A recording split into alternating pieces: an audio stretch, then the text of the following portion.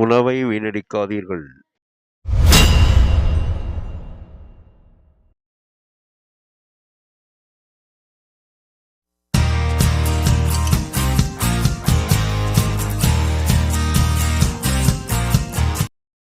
Hi viewers and subscribers. பிளம்ஸில் அந்த plums ஃபுல்லாக நம்ம ஒரு அருமையான சட்னி பண்ணுறோம். அது செய்கிறதுக்கு முன்னாடி நம்ம சேனலை சப்ஸ்கிரைப் பண்ணிக்க, பக்கத்தில் இருக்க பெல்லைக்கான ப்ரெஸ் பண்ணிக்கோங்க. இந்த பிளம்ஸ் சட்னி செய்கிறதுக்கு நல்ல அருமையான இந்த மாதிரி இருக்கக்கூடிய நல்ல ஒரு செங்காயாக இருக்கக்கூடிய செம்பழமாக இருக்கக்கூடிய பிளம்ஸ் வாங்கிக்கோங்க. அதாவது ஒரு 1/4 கிலோ கிட்ட வாங்கிக்கோங்க. அந்த பிளம்ஸ் பழம் இந்த மாதிரி இருக்கணும். அப்போ தான் இது நல்லாயிருக்கும். ரொம்ப கனிஞ்ச பழத்தில் செய்யக்கூடாது, அது நல்லா இருக்காது. இதுக்கு நம்ம ஒரு கொத்து கொத்தமல்லி எடுத்துக்கிறோம். ஒரு 1/4 டீஸ்பூன் அளவிற்கு நம்ம ஜீரகம் எடுத்துக்கணும். அதே போல் சின்ன வெங்காயம், சாம்பார் வெங்காயம் ஒரு 4 வெங்காயம் மட்டும் எடுத்துக்கிறோம். ஒரு சின்ன துண்டு இஞ்சி, ஒரு 4 காய்ந்த மிளகாய். இந்த காய்ந்த மிளகாயை காம்பெல்லாம் சுத்தம் பண்ணிவிட்டு நம்ம ஒரு கிண்ணத்தில் தண்ணி எடுத்து வச்சுக்கிறோம். ஒரு அகலமான கிண்ணத்தில் தண்ணி எடுத்து வச்சுக்கிறோம்.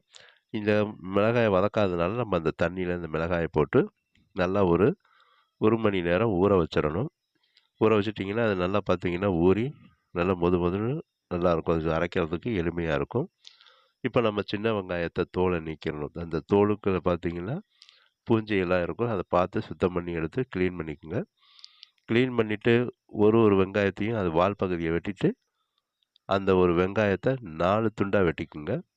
4 துண்டு அந்த சின்னதாக இருக்கிறதுக்கு ஏற்ப நீங்கள் இந்த மாதிரி சின்ன சின்னதாக வெட்டிக்குங்க. அப்போ அது பார்த்தீங்கன்னா உங்களுக்கு அரைக்கிறதுக்கும் இந்த பிளம்ஸோடு சேர்ந்து நல்லா மிக்ஸ் ஆகிறதுக்கும் இது ரொம்ப எளிமையாக இருக்கும்.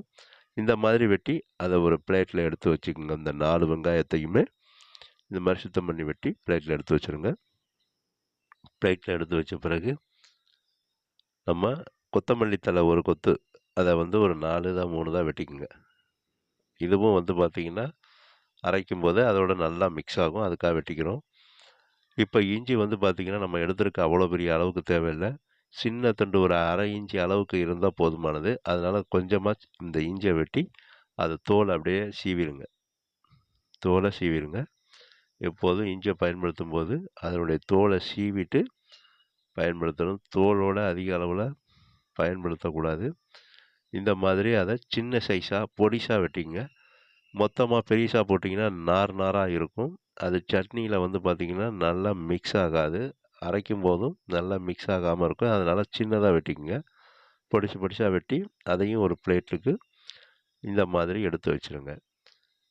இந்த மாதிரி இஞ்சியை எடுத்து வச்ச பிறகு நம்ம பிளம்ஸை எடுத்து ஒரு கிண்ணத்தில் தண்ணியில் போட்டு நல்லா இதை சுத்தம் பண்ணிக்கோங்க. மேலே தூசியெல்லாம் இருக்கும். இதை நல்லா சுத்தம் பண்ணிவிட்டு நம்ம ஒரு 5 பிளம்ஸ் மட்டும் எடுத்துக்கிறோம். இதில் இந்த மாதிரி எடுத்து இது பார்த்திங்கன்னா நல்லா கழுவிட்டு இதில் இருக்கக்கூடிய அந்த விதையை நீக்கணும். அதுக்காக இந்த பிளம்ஸை என்ன செய்கிறீங்கன்னா அப்படியே சென்டராக வச்சு உங்களுக்கு அப்படியே சுற்றினாப்புல இதை வெட்டிக்குங்க.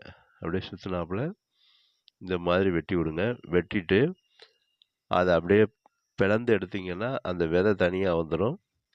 நம்ம அதாவது இந்த அவகோடா எடுப்போம்ல, அந்த மாதிரி இதை பிளந்து இப்படி எடுத்திங்கன்னா உங்களுக்கு அது எளிமையாக அந்த விதையை எடுத்துடலாம். சைடெல்லாம் கிராஸ் பண்ணிங்கன்னா உங்களுக்கு அந்த பிளம்ஸ் கொஞ்சம் அதில் போகும். அதுக்காக தனியாக விதையை மட்டும் இந்த மாதிரி வெட்டி அந்த விதையை மட்டும் எடுத்துங்க. அந்த பழத்தோடு போட்டு அடித்தோம்னா நமக்கு அந்த மிக்ஸி ஜார் உடஞ்சி போயிடும். இந்த விதை அவ்வளோ சீக்கிரம் உடையாது. அதனால இந்த விதையை மட்டும் நம்ம நீக்கி எடுத்துக்கணும். இந்த மாதிரி நீக்கிடணும். நீக்கி அந்த பழத்தை மட்டும் எடுத்துக்கணும். அந்த பிளம்ஸ் பழத்தை மட்டும் எடுத்துக்கணும். இந்த மாதிரி விதையை நீக்கிடுங்க. நீக்கிட்டு அந்த விதையை இந்த மாதிரி கத்தியை வச்சு இந்த ஓரத்தில் அப்படியே சுற்றி வருடி விட்டுக்கிட்டே வந்தீங்கன்னா அது அப்படியே அந்த விதை தனியாக வந்துடும். அது சுத்தமாக விதை மட்டும் தனியாக வரும். இந்த மாதிரி அந்த விதையை எடுத்துருங்க. விதையை நீக்கிக்கணும். இந்த மாதிரி எடுத்த பிறகு நம்ம பிளம்ஸை நீள்வாக்கில் வெட்டுங்க. முதல்ல கீத்தாக வெட்டிங்க. இந்த விதையை இது மாதிரி எடுத்த பிறகு கீத்தா இந்த மாதிரி கீத்தா வெட்டணும்.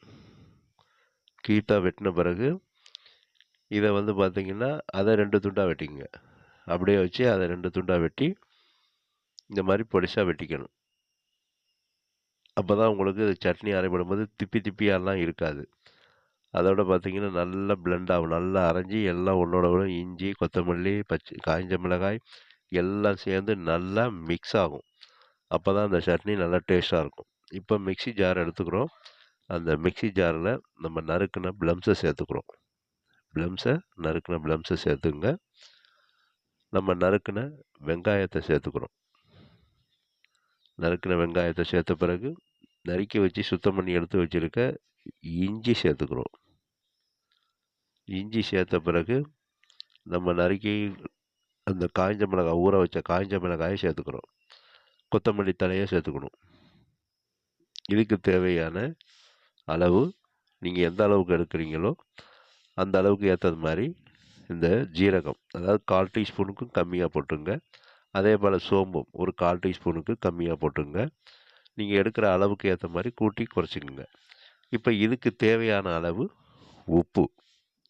நீங்க எந்த அளவுக்கு எடுக்கிறீங்களோ, அந்த அளவுக்கு ஏற்ப உப்பு போட்டுக்கங்க. நீங்க அரைச்சிட்டு கூட உப்பு போட்டு மிக்ஸ் பண்ணிக்கலாம். நான் இதில வந்து அரைக்கும்போதே உப்ப போட்டுக்கிறேன். இப்போ உப்ப போட்டு இதில கொஞ்சமா தண்ணி சேர்த்துக்கலாம். அதாவது ஒரு 2 டேபிள் ஸ்பூன் தண்ணி சேர்த்துங்க.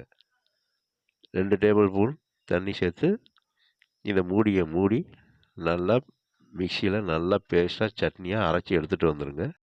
இப்போ நம்ம நல்லா பேஸ்ட்டா சட்னியா பார்த்தீங்கன்னா, அரைச்சு எடுத்துட்டு வந்துட்டோம். எல்லாம் ஒண்ணோட ஒண்ணு மிக்ஸ் ஆகி நல்லா பார்த்தீங்கன்னா, சட்னி பதத்துக்கு நல்லா அரைச்சு வந்துரும். இந்த மாதிரி அரைச்சு எடுத்தத ஒரு பவுல்ல மாத்திருங்க. இந்த பிளம்ஸ் சட்னிய ஒரு கிண்ணத்துக்கு மாத்திக்கங்க. கிண்ணத்துல மாத்துன பிறகு, இந்த சட்னி பார்த்தீங்கன்னா, அவ்வளோ டெலிஷியஸா, சூப்பரா, டேஸ்ட்டா இருக்கும். ரொம்ப ஹைலைட்டா இருக்கும். இதுக்கு வந்து பார்த்தீங்கன்னா, இன்னும் கொஞ்சம் சுவைய நல்லா கூட்டணுங்கிறதுக்காக, நம்ம வெள்ள சர்க்கரை வந்து ஒரு 1/2 டீஸ்பூன் அளவுக்கு இதில கலந்துக்கிறோம். வெள்ள சர்க்கரைய தூவி விட்டு, அத டேஸ்ட் பண்ணி பாருங்க. உங்களுக்கு உப்பு கம்மியா இருந்தா, அதோட உப்பு சேர்த்துக்கலாம். சர்க்கரைய போட்டு நம்ம இத நல்லா மிக்ஸ் பண்ணி விட்டுறணும். இந்த மாரி சட்னியில மிக்ஸ் பண்ணிட்டீங்கன்னா, இது அதிக காரம் இருந்தாலும் உங்களுக்கு பேலன்ஸ் பண்ணிக்கும். அதிக புளிப்பு இருந்தாலும், இந்த இனிப்பு அத பேலன்ஸா வச்சுக்கும். இப்ப நமக்கு அருமையா சட்னி அரைச்சு எடுத்து வச்சுட்டோம். இத இப்ப நம்ம தாளிப்பு செய்யணும். அதுக்கு நம்ம ஒரே ஒரு காய்ந்த மிளகாய எடுத்துக்கிறோம். ஒரு கொத்து கருவேப்பிலைய உருவி எடுத்துக்கிறோம். இந்த காய்ந்த மிளகாய நம்ம ஒரு 3 தான் உடைச்சுக்குங்க. காம்ப நீக்கிட்டு 3 தான் உடைச்சு எடுத்து வச்சுக்கங்க. அப்பதான் இது தாளிப்புக்கு அந்த அதனுடைய காரம் இதில நல்லா இறங்கும். இப்ப நம்ம அது தாளிப்புக்கு தேவையான கடுகு, கருப்பு உளுந்தும் கலந்து எடுத்துக்கங்க. அது ஒரு 1/2 டீஸ்பூன் எடுத்துக்கங்க. இப்ப நம்ம அடுப்ப பத்த வச்சு, ஒரு தாளிப்பு கரண்டி அடுப்புல வச்சுர்றோம். அதில 2 டேபிள் ஸ்பூன் எண்ணெய் ஊத்திக்கிறோம். எண்ணெய் ஊத்துன பிறகு, அதில நம்ம கடுகும், கருப்பு உளுந்தும் கலந்தத ஒரு 1/2 டீஸ்பூன் போட்டுக்கங்க. இந்த கடுகும், கருப்பு உளுந்தும் நல்லா வெடிச்சு, நல்லா பொரிஞ்சு வரணும். அப்படியே பார்த்தீங்கன்னா, வெடிச்சு தெறிக்கணும். அப்பதான் உங்களுக்கு அந்த சட்னி நல்லா நறுமணமாவும், நல்லா டேஸ்ட்டாவும் இருக்கும். இப்ப நல்லா கடுகு பொரிஞ்சு வெடிக்கிற அந்த டைம்ல, நம்ம உடைச்சு வச்சிருக்க ஒரே ஒரு காய்ஞ்ச மிளகாய அதில நம்ம போட்டுக்கிறோம். போட்டு இந்த மிளகாயும் நல்லா பொரியணும். இப்ப அந்த தாளிப்புக்கு இந்த மிளகாய உடைச்ச ஒரு காய்ஞ்ச மிளகாய போட்டோம். இது கூட ஒரு கொத்து கருவேப்பிலையும் போட்டுக்கணும். இது 2ம் நல்லா பொரிஞ்சிரணும். பொரிஞ்ச பிறகு நீங்க அந்த சட்னியில அந்த சூட்டோட கொண்டு போய் அந்த கடையில் அப்படியே போட்டிங்கன்னா, அப்படியே சில்லுன்னு எழுந்திரிக்கும்.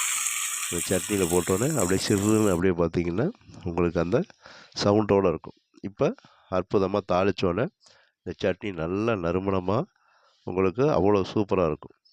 இப்போ ஒரு ஹைலைட்டான சூப்பரான காலையில பார்த்தீங்கன்னா, உங்களுக்கு இட்லிக்கு, அதேபோல பொங்கலுக்கு, தோசை, சப்பாத்தி, அதேபோல பார்த்தீங்கன்னா, பரோட்டாவுக்கெல்லாம் இந்த சட்னி ஹைலைட்டா இருக்கும். அதேபோல பஜ்ஜி, வடைக்கும் பார்த்தீங்கன்னா, இந்த சட்னி அவ்வளோ டேஸ்ட்டா இருக்கும். நீங்க காலை டிஃபனுக்கு, அதேபோல பார்த்தீங்கன்னா, உங்களுக்கு ஸ்கூலுக்கு போகிறவங்களுக்கு டிஃபன் பாக்ஸுக்கெல்லாம், அதே ஆஃபீஸ் போகிறவங்களுக்கு டிஃபன் பாக்ஸுக்கெல்லாம் இந்த மாதிரி சூப்பரான ஒரு பிளம்ஸில சட்னி செஞ்சு குடுத்து அசத்துங்க. இத நல்லா இப்போ இந்த தாளிப்ப மிக்ஸ் பண்ணி விட்டுருங்க. மிக்ஸ் பண்ணி விட்டு இட்லியோட இதை சட்னியை எடுத்து தொட்டு சாப்பிட்டிங்கன்னா அவ்வளோ டெலிஷியஸாக இருக்கும். மற்ற சட்னி சாம்பாரெல்லாம் நீங்கள் எடுத்துக்க மாட்டீங்க. இந்த ஒரு ப்ளம்ஸ் சட்னிலேயே நீங்கள் அதிக அளவுக்கு திகட்டாத அளவுக்கு இட்லி சாப்பிடுவீங்க. அந்த அளவுக்கு டேஸ்ட்டாக இருக்கும். அவ்வளோ சூப்பராக இருக்கும். இந்த மாதிரி நீங்களும் ப்ளம்ஸில் சட்னி செஞ்சு சாப்பிட்டு பார்த்துட்டு எங்களுடைய வீடியோவை லைக் பண்ணுங்கள். உங்களுடைய நண்பர்களுக்கு சொந்தக்காரங்களுக்கு ஷேர் பண்ணுங்கள், லைக் பண்ண சொல்லுங்கள், சப்ஸ்கிரைபர் பண்ண சொல்லுங்கள். அதே போல் நீங்களும் இது மாதிரி செஞ்சு சாப்பிட்டு பாருங்கள். எங்களுடைய வீடியோவை பார்க்கின்ற அனைத்து வியூவர்ஸுக்கும் சப்ஸ்கிரைபர்ஸுக்கும் மனமார்ந்த நன்றியினை தெரிவித்துக் கொள்கிறேன்.